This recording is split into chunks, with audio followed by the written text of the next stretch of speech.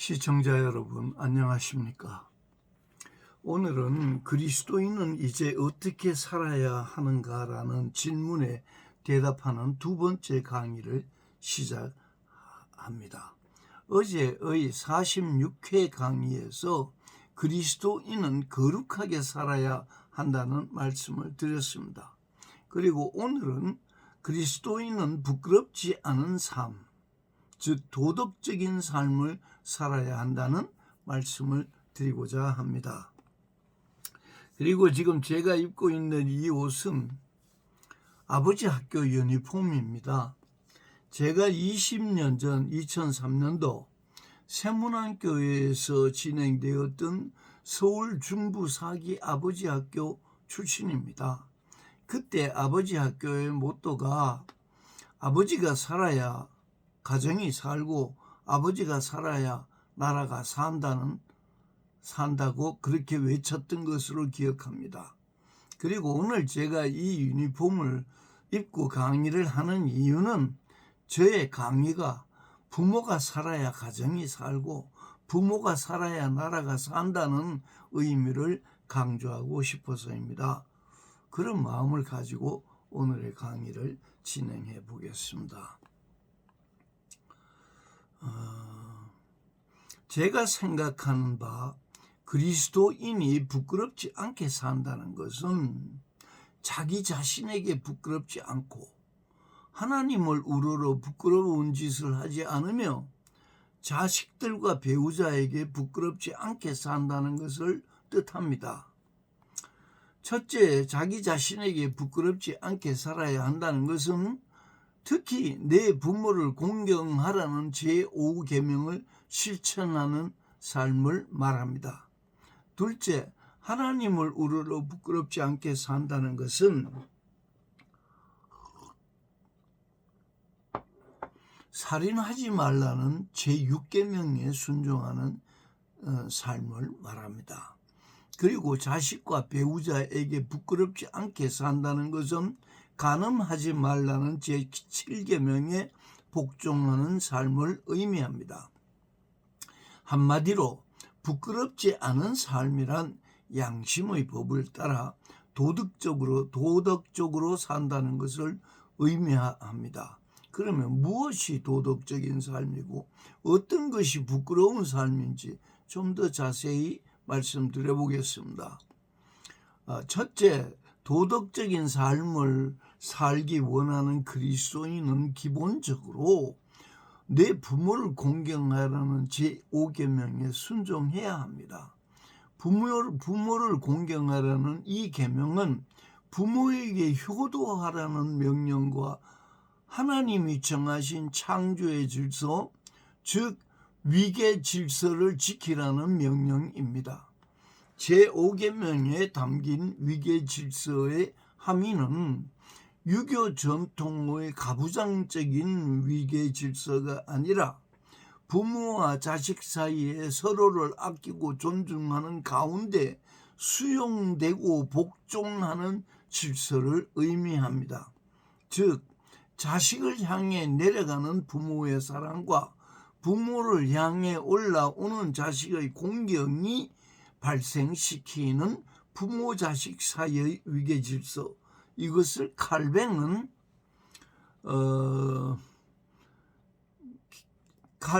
부모에 대한 자식의 정당한 굴복이다, 그렇게 표현했습니다. 사실 세상에 존재하는 모든 생명체는 부모 세대에서 자식 세대로 대를 이어 생존하고 번성하는 것이 자연의 법칙입니다. 하나님은 인간을 비롯한 세상의 모든 생명체에게 새끼와 알을 낳고 그것들을 사랑으로 양육하는 본능을 그 본성에 심어 주셨습니다. 그래서 부모된 인간은 일생 동안 자녀들을 양육하는 일에 지극한 사랑과 헌신을 본능적으로 쏟아붓습니다. 그 때문에 자식이 성년이 되어 짝을 짓고 가정을 이루고 그들의 자녀가 태어나서 성장하기 시작하면 그때 부모 세대는 어느덧 노쇠하여 늙어서 노동력이 감소하고 이제 천국을 바라보게 됩니다. 그러므로 자녀들은 자기에게 생명을 주고 양육해준 부모의 은혜를 감사하며 부모에게 복종하고 늙어가는 부모를 공경해야 옳은 것입니다. 그러한 삶의 방식을 칼뱅은 인간의 정당한 굴복이다, 그렇게 표현했던 것입니다. 그러나 부모를 공경하라는 도덕률이 지켜지지 않는 가정에는 부모와 자식 사이에 서로를 자랑스럽게 만들어주는 정당한 굴복이라는 위계 질서가 성립되지 않습니다. 부모를 공경하지 않는 가정에는 화목이 없고 양심이 일깨우는 죄책감으로 인한 불화만 넘쳐납니다. 그리고 부모를 공경하지 않는 부모를 자식들은 존경하지도 않습니다. 그런 부모와 자식 사이에는 서로의 욕구와 욕망을 채우려는 요구만 있을 뿐 서로를 사랑하고 아끼며 배려하는 마음은 기대하기가 어렵습니다.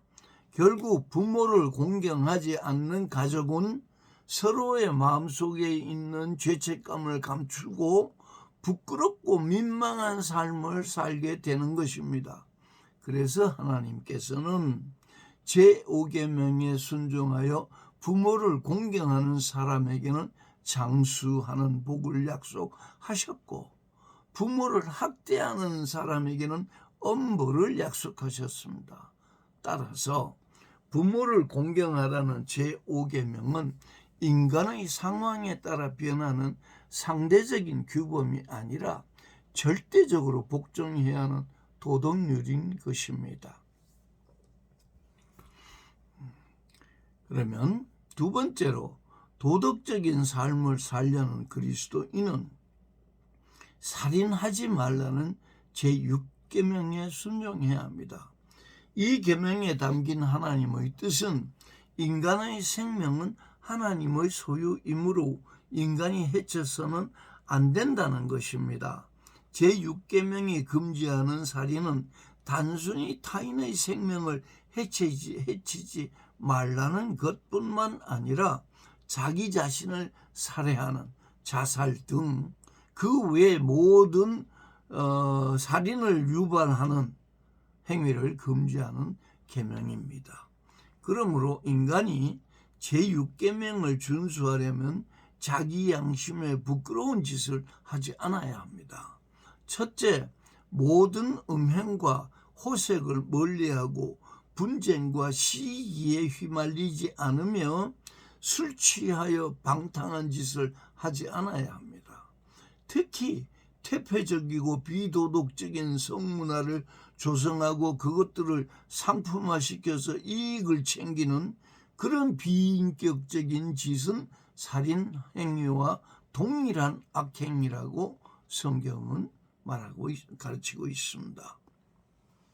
둘째, 자연 환경을 파괴하지 않아야 합니다.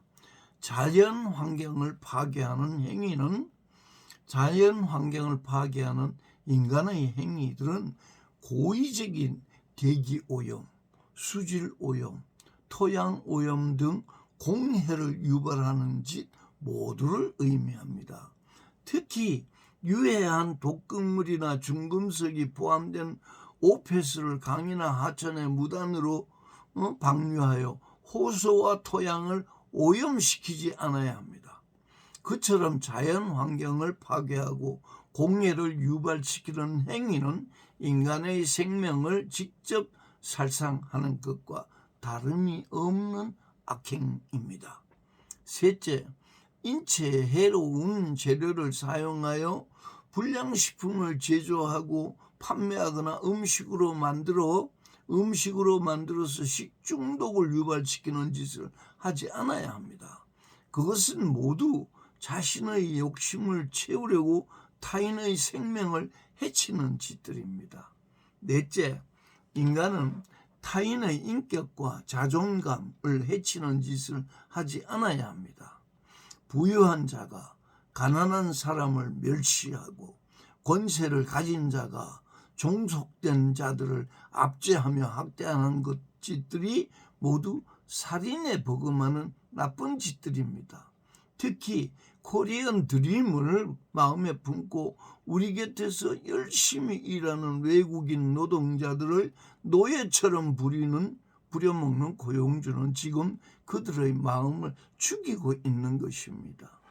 이 모든 악행들은 인간의 인격적 존엄성과 자존감을 손상시키며 두 눈을 부릅뜨고 분노 속에서 죽게 만드는 살인 행위와 다를 바가 없다 이 말입니다. 그러므로 부끄럽지 않는 삶, 도덕적인 삶을 살려는 사람들은 제6계명에 순종해야 합니다. 즉 자기 자신을 구별하여 위에 언급한 모든 악행으로부터 격리시켜야 하고 자녀들도 이런 죄악을 저지르지 않도록 교육해야 옳습니다. 제7계명에 대해서 말씀드리겠습니다.